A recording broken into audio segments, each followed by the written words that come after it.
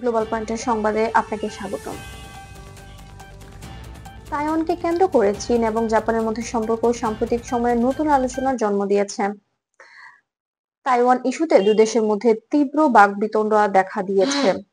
একই বিষয়ে জাপানের নতুন প্রধানমন্ত্রী সানায়ে তাকাইচি উল্লেখ করেছেন, তাইওয়ান অঞ্চলে যদি বড় কোনো অস্বাভাবিক পরিস্থিতি তৈরি হয় তাহলে জাপানও এর প্রভাবের বাইরে থাকবে না। তার এই মন্তব্য আন্তর্জাতিক মহলে বিশেষ নজর কাড়ে। এদিকে চীনের নেতৃত্ব সানায়ে তাকাইচির বক্তব্যের প্রতিক্রিয়ায় জানান, তাইওয়ান বিষয়টি সম্পূর্ণভাবে চীনের অভ্যন্তরীণ বিষয় এবং অন্য কোনো দেশের মন্তব্যকে তারা গ্রহণযোগ্য মনে করে না। চীনের অবস্থান হলো অঞ্চলের স্থিতিশীলতা বজায় রাখতে সবাইকে দায়িত্বশীল আচরণ করতে হবে। আন্তর্জাতিক গণমাধ্যম বিবিসি, রয়টার্স এবং এপি নিউজ এশিয়ার রিপোর্ট অনুযায়ী জাপান সাম্প্রতিক নিরাপত্তা নীতিতে স্পষ্টভাবে বলেছে যে তাইওয়ান প্রণালীর স্থিতিশীলতা জাপানের জাতীয় নিরাপত্তার সঙ্গে সরাসরি সম্পর্কিত।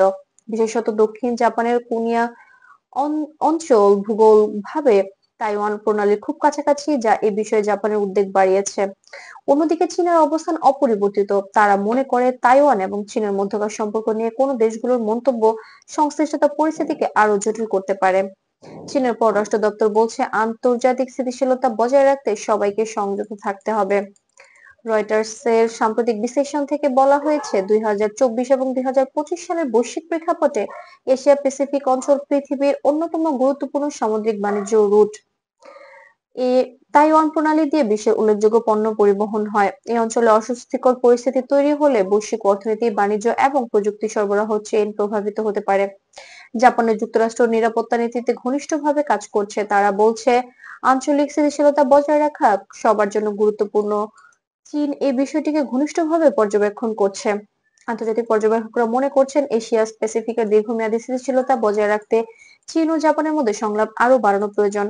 জাতিসংঘ এবং ইউরোপের বিভিন্ন দেশের শান্তিপূর্ণ আলোচনার মাধ্যমে যে কোনো ভুল বোঝাবুঝি কমিয়ে আনার আহ্বান জানিয়েছে।